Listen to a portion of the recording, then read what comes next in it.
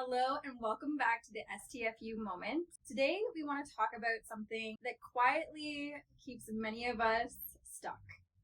And it disguises itself as being responsible and being prepared. Perfection and this idea that finally there will be a day that we will be ready. And if you've ever told yourself that I just need a little more time, or perhaps once I figure everything out, then I'll start, then this episode is for you. So take a deep breath in with me and let's begin. Shall we, Kristy? I'm excited for this one. So let's discuss how waiting for the perfect moment, the perfect setup, the perfect conditions aren't actually about being perfect. Isn't that crazy though? Cause I remember doing that. Yeah. When I first started this journey of social media, which is so heavy, but at the same time, it's something that can build or break you down. This fear of the unknown platform, and then you're always thinking like, oh wait, maybe if I do this and I'll be better, and then I can do social media, because social media is such a big part of our platforms, like growing nowadays. So how was it like that for you? I think everybody starts this way, and this is why we want to talk about this, because the idea of getting started can feel so daunting, and it's really the idea of control. That's what you want when you're waiting to feel ready, when you're waiting to do something. Even in social media, you're waiting for the perfect background or the perfect lighting or the equipment or the aesthetic photos. But that feeling of control, I don't feel comes with being ready per se, or having this perfect situation. It comes with the doing, like actually putting yourself out there in trial and error. But if we were to break it down, okay, this doesn't just happen out of nowhere. It stems from one or the other insecurity. It's either you think that I'm not good looking, or I don't know enough, coming from, one of our previous episodes, we talked about imposter syndrome and how deep it goes. So I just want to break it down for the viewers and for us to, why are we afraid? Why, for me, I always, and it might sound so not that great, but for me, my weight and that idea of I don't know enough was always had so much more weight than the knowledge that I already had. Like, I never felt good enough to go online, and that seeing people on social media looking their absolute best, having the perfect bodies, perfect hair, just people helping them, shooting different angles, different scripts, and everything just felt like a performance, but it was a performance that got me hooked. Mm-hmm. And even today, if you look at it, I don't know about you, Kristy, but I am someone who will keep on scrolling on TikTok at night just because I'm so fascinated by how creative these people are. And when I compare myself, not that I should, but it's a habit. Yeah. I'm forced to see like, oh, this is where my content lacks, or this is why I'm not getting good results. Maybe it's a fault in me, but no, it's not necessarily entirely the way I look. It's I need to learn different platforms. So what is that perfection that is stopping other people? What was that perfection that stopped you? I think it comes back to that idea of, if everything's perfect, then nothing outside of you can go wrong. Like, you're not going to get the comments on being, criticizing you, or the rejection, or just hearing from the outside world that you're not perfect. I think that has a lot to do with this idea that we want to be perfect, then we'll be ready. But you can't be, if you're waiting to be ready, then you're never going to be ready. You're never going to do anything, because there's no perfect moment. There's no perfect time. And if there is, the time is now. The post that you have, the tools you have at your disposal, the time is now. Like, it's perfect now. But if you're waiting for if you, like you said, you're doing the comparison, and we all do this. I'm not shaming anybody who's doing the same thing. We all do this. We all look, we're studying what other people are doing. We're looking at what others are using for their editing software and all these things. It's not bad, but use it as information rather than an excuse not to post or not to move forward with the business or anything like that. And that's where I feel a lot of us get stuck, is because we do the comparison. We do feel the imposter syndrome, but the things that you know today is exactly what you need to know to get started. Whatever you've said is so important for everyone who's watching to understand and hear this, because if we look back at our own journey of this podcast, our setup isn't perfect. We don't have the mics that we usually have today. No, we're doing it anyway. Our set right now is just 3 lights and 2 ring cameras to film us on our phone. Yeah. So had we stopped till we had the whole shebang with us, the whole crew, the whole all the tools that we need to create this platform, I think we would be stuck here for so long, because we wouldn't have started. We wouldn't have started at all, because think about it. I was when Never Beauty, as I've spoken how it was a concept in our second episode, my younger self wanted everything Pinterest style. I needed those chairs. I needed everything, because in my head I was like, if I show that I have all of this ready, I'm building that trust with you, that comfort. It needs to be luxurious the moment you walked in.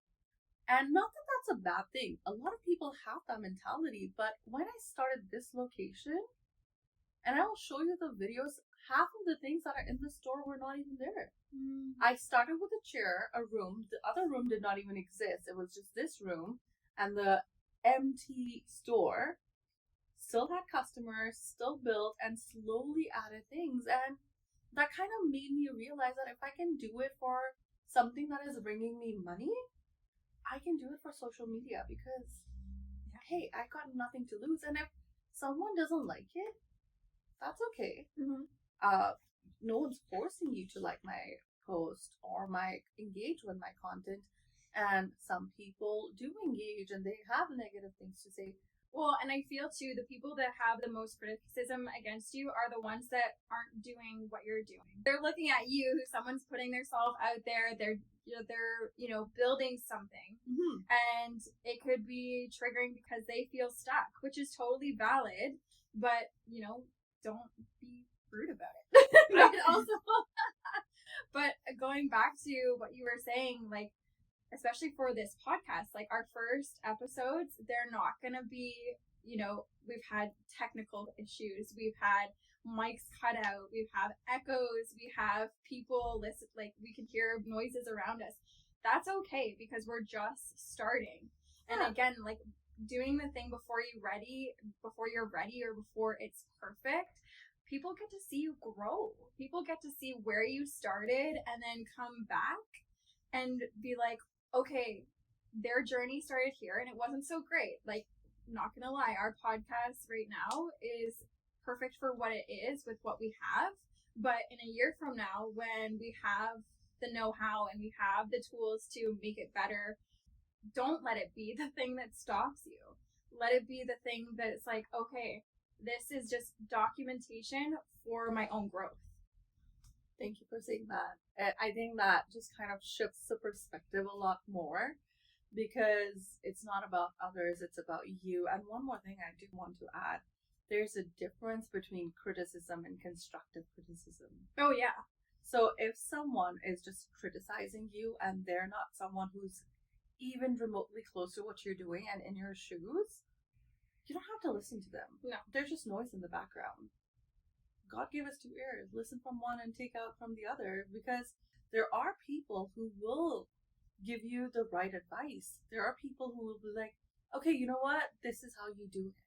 Or I was listening to your podcast or your own videos, and I feel like the lack is because of this. Maybe let's try it out. You do your own research. Yeah. But that's as a friend or a person who's supporting you. Yeah. That's my job to share with you, because you growing is me growing. Yeah.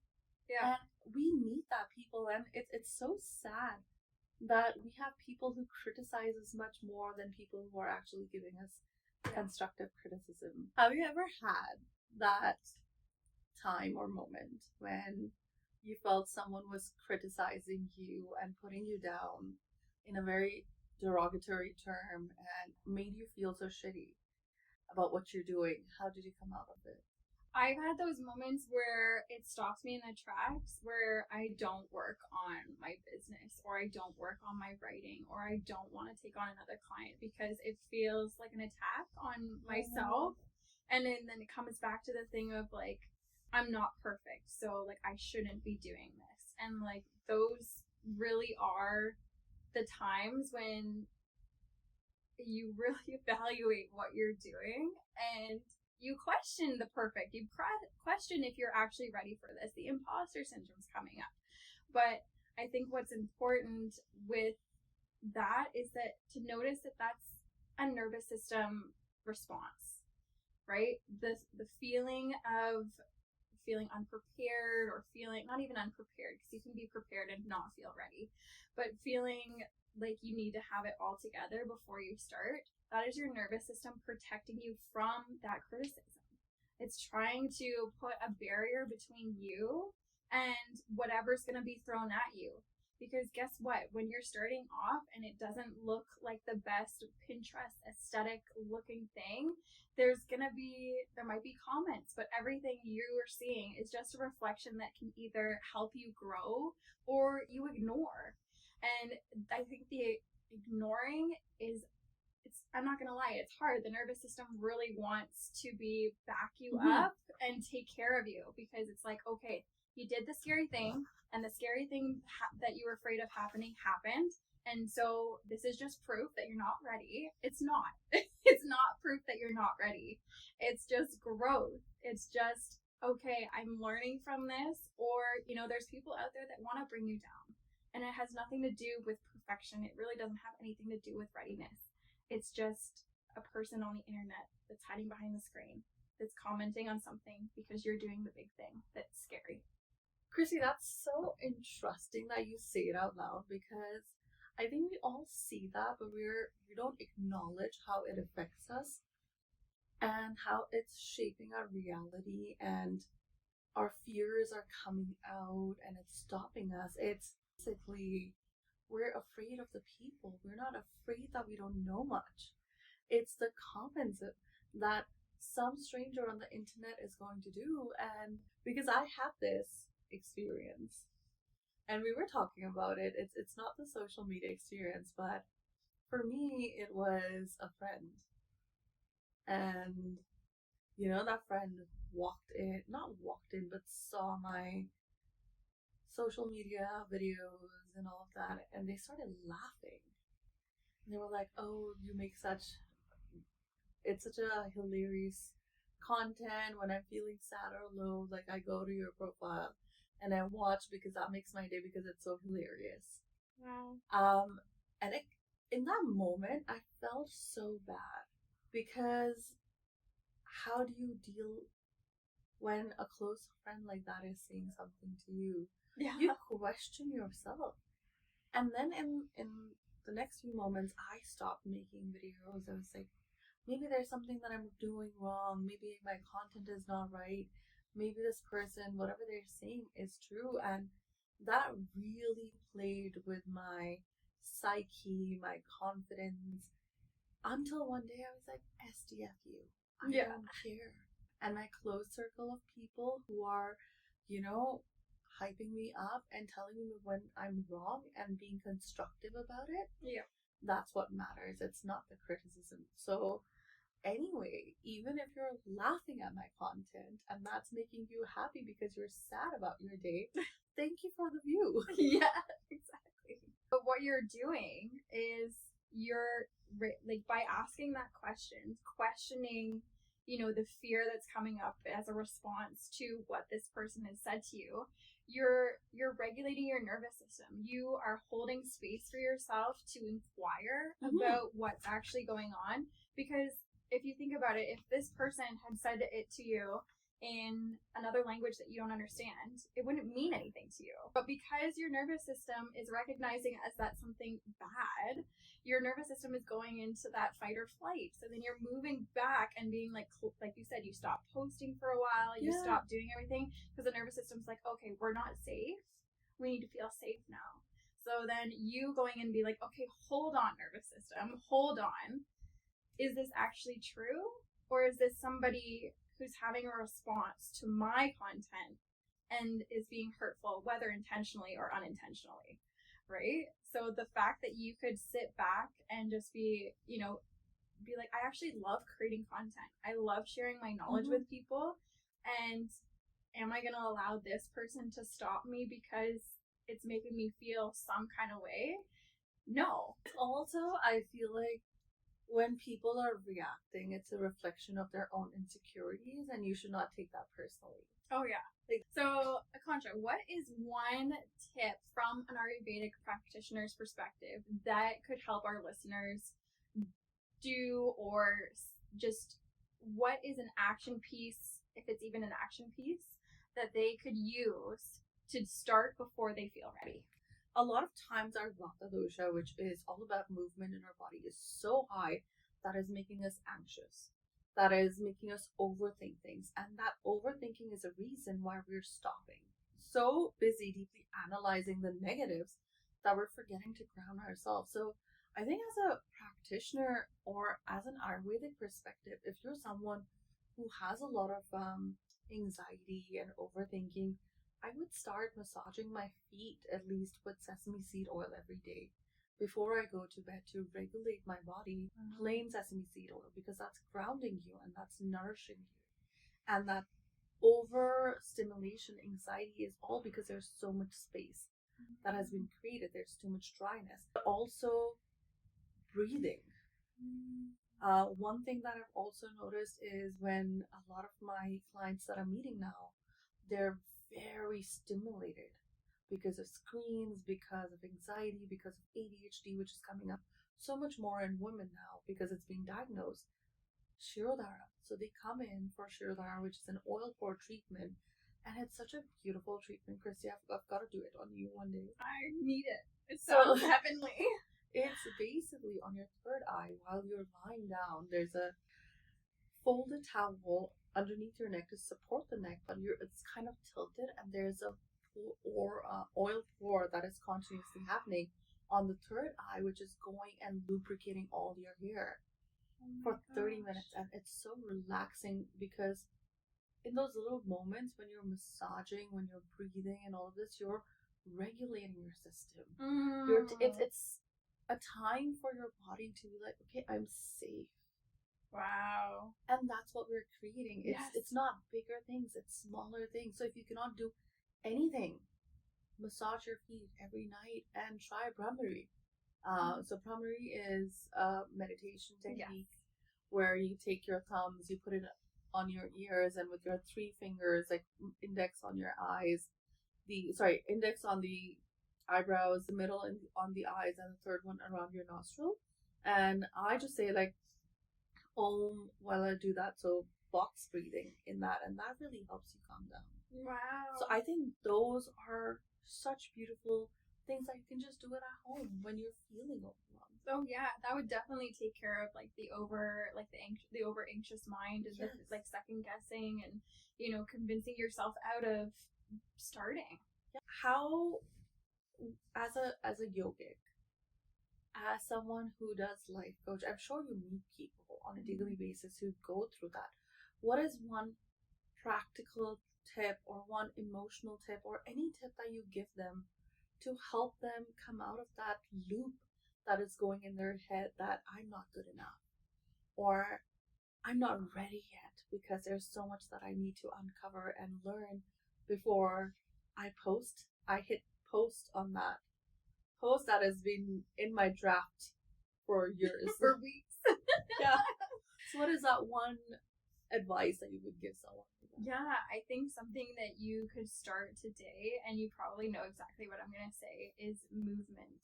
And it doesn't have to be a yoga move. It doesn't have to be an asana.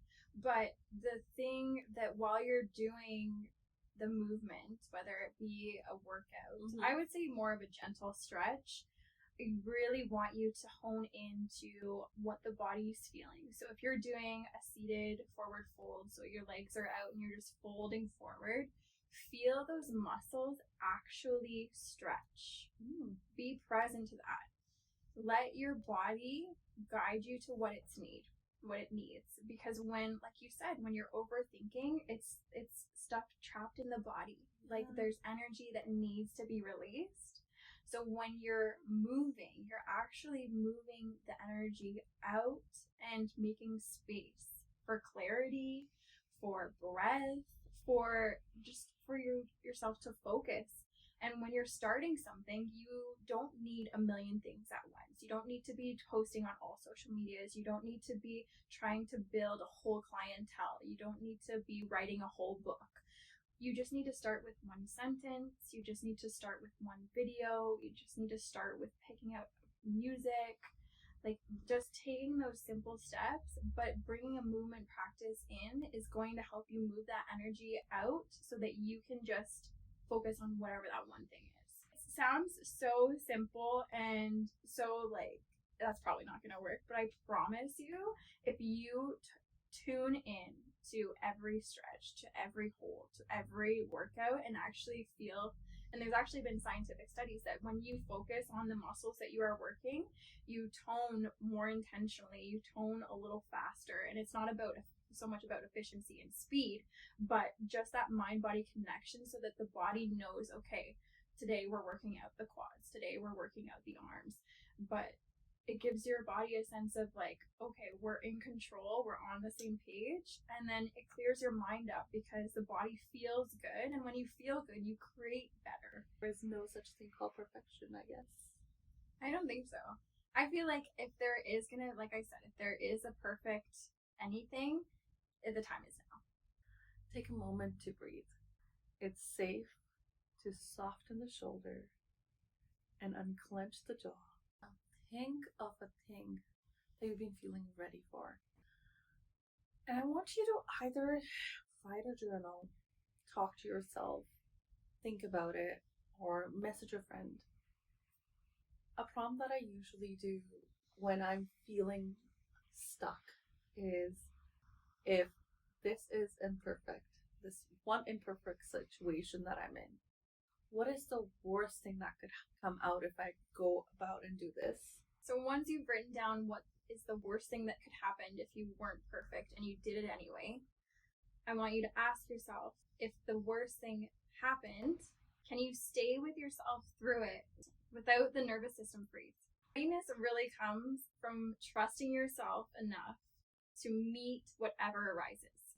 And if this is something that supported you in your journey, we would love for you to share it with a friend that really needs to hear it, or a woman who's struggling to post her content on social media. You can find us on STFU Moment Podcast on Instagram and TikTok. Looking for any Ayurvedic advice, reach out to me at nervabeauty.ca. So if you just want to start a movement practice, or you're looking for mentorship in when your nervous system is feeling dysregulated, you can come and find me at Defiantly Fit across Instagram, TikTok, and YouTube.